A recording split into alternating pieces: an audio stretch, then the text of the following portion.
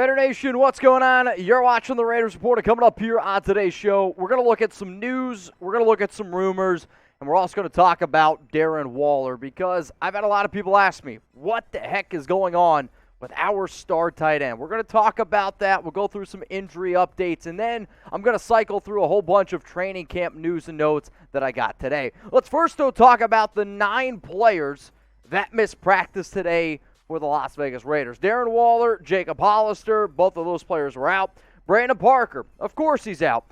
Clelin Ferrell, Diablo, Kenny Young, those are your linebackers. Cornerbacks were Rock Ya-Sin, Anthony Averett, and then Cre'von LeBlanc. But the big name that continues to just be the question mark, probably the reason why you clicked on today's video, is around Darren Waller. And is there an update on him? Because Waller hasn't practiced since July 30th, which, for those of you counting, is 6 straight practices for Waller. Josh McDaniels, Raiders head coach, is yet to be able to give an update on him. I know he's looking for a new contract, and for me, there has to be 2 reasons. There has to be 2 reasons why Waller isn't out there on the practice field. Reason number 1, there's an injury that the Raiders are flat out not revealing to the public, not revealing to reporters, not revealing to anybody. Reason number 2, he's holding out due to a contract. We know that Waller wants a new deal. He has spoke about it. Now, he has said that he's going to let his agents handle it, but what happens if his agents are in his ear saying, hey, man, don't go out there and risk it until you get a brand new deal? To me, those are the only 2 ways why Waller is sitting out. So here's my question to everyone out there. Why do you think that Waller isn't in there? So for every single person that comes across this video, I either want you to type holdout or I want you to type injury, because to me, it has to be something. Now, I'm out there on social media. I see what people had to say, and I saw that Deshaun Reed from The Athletic, he said on Twitter today, in regards to Waller, I'd avoid assuming things. Unfortunately, my job is to assume things. And for me, I know Waller isn't the type of player to just sit out. He was at mandatory minicamp. He was at OTAs. Hell, he was at voluntary practices during the offseason. Why? He wanted to be out there. That's the type of person, that's the type of player Darren Waller is. So, does that mean that there's an injury? Because I know this, and people who watch the Raiders Report know that Brandon Parker suffered an injury and he's out for the season. Yet, nobody around the Raiders has revealed that. So what happens if this Raiders organization is being secretive? I mean, you go back and look at a lot of past years in New England, they never revealed injuries. Why? They didn't have to. And if you don't have to, then they're not going to do it. And I will say this, if that's not the case, if he is 100% healthy, and the only reason why Waller is sitting out is because he wants a contract, well, for the love of God, let's get one done. I mean, this is the type of song and dance that I'm not trying to do. I want to win a Super Bowl. I want to make the playoffs. I want to make a legitimate run. And if you want to be considered a top 4 offense, which just got released by NFL.com today, you need Darren Waller. You need 83 out there on the field to be that extra safety blanket just in case Hunter Renfrow's covered, just in case Davante Adams is covered, just in case the offensive line doesn't hold up and Derek needs to get rid of the ball. If all you need is an extension, let's get this deal done. And a lot of people are going to be like, well, Mitch, Waller's coming off his worst year in the last 3 years. Yep, you're right, he is. You know what, though? When you look at the per-game basis, for you to find a tight end averaging over 60 yards per game, he still had 55 grabs last season, 665 yards. But these 2 last seasons where he had 2020, 2019, you can make the argument he's the best pass-catching tight end in the league. Not only can Waller catch the football at 6'6", 250 pounds, not only is he a red zone option, Waller doesn't get enough credit for being a really good blocker. And in this system, you need to also be able to block. So a lot of times people are like, all right, well, it's a lot easier said than done. What would you pay Darren Waller? I have sat on this number, and I'm going to continue to sat on this.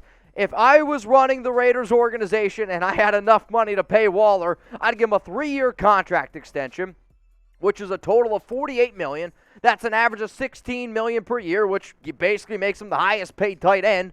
in the NFL. If you give him $30 million guaranteed, I'm giving him $30 million guaranteed because his last contract that he got with the Raiders was $27 million. He deserves to be paid. He deserves to be one of these highest paid guys. And some of you are like, well, why would you do that? Maybe he's not the best tight end in football. The reason why I'm doing that is because when you give a player a 3-year extension, when he already has 2 years left on his deal, that makes the brand new contract a 5-year deal at $62 million, which is an average of $12 million per year over the next 5. If you give Darren Waller $12 million over the next 5 years right now, he's not even a top 8 paid guy. I know this. Waller is an incredible player. He's an incredible offensive weapon, and I want him out on the field. I want him repping the silver and black. So for the love of God, for everyone out there, like this video, send it to the Raiders because we got to get Darren Waller extended.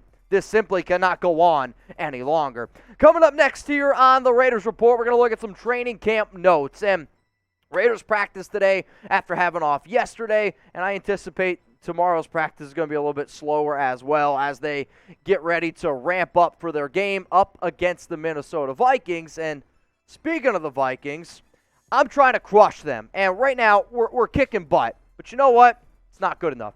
Would Al Davis sit on a little bit of a lead like this? No. He would just pound him into the ground, and that's what we're doing this week. And also, the guy filming the video, Patrick Seaman, is a Vikings fan, so let's totally dominate him on and off the field. We are beating Vikings now, but I want to get to 1,000. I want to beat them by 1,000 subs. So if you're a diehard fan and you plan on watching our watch party on Sunday for our Raiders game day experience, hit that subscribe button and send that link to some Raider fans because I want to have a lot more subs than the Vikings do. So let's get into some of these training camp notes, if you will. Today, Alex Leatherwood had himself a really solid practice, which is what I like to see. And I actually had a player tell me that Alex, since the Brandon Parker injury, looks a lot more relaxed. He doesn't look so tense. He can just go out there and play football. And I think for a lot of times for these younger guys, when you can just go out there and react instead of think then react, it makes a big difference, especially when you're going up against guys like Max Crosby. And apparently, Leatherwood looked pretty damn good in one-on-one drills today. Also, another player that I was told looked pretty good, Thayer Munford, who continues to get those extra reps at right tackle. Thayer said some interesting things today in his press conference. He was talking about how dominant of a player Crosby is. He said he went up against Nick Bosa a lot in college, right? Remember, Munford went to Ohio State. And then he kind of said Crosby's on a whole different level. I love seeing that. Also, another player that got some work was Jermaine Illuminor, so could see him get some extra first-team reps this upcoming week. In terms of the defensive side of the football, Nate Hobbs, this guy's a top 10 corner. I don't care what anyone says out there. He has got this upside. He's long, he's lanky, he's athletic. He wants to take on Davante Adams. He wants to be the best.